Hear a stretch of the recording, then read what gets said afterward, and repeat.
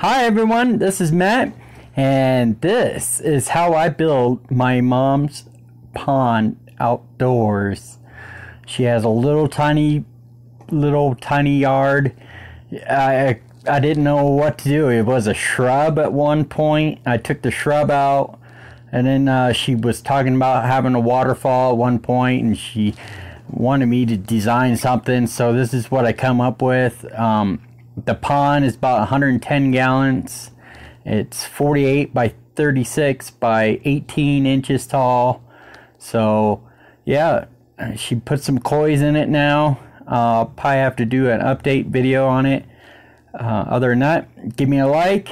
Don't forget to subscribe to my channel, and I promise you it won't let you down, and I'll put some more videos on it. And by the way, give me a comment what you would like to see next and build. I will do my best to do that for you. Alright? Bye now.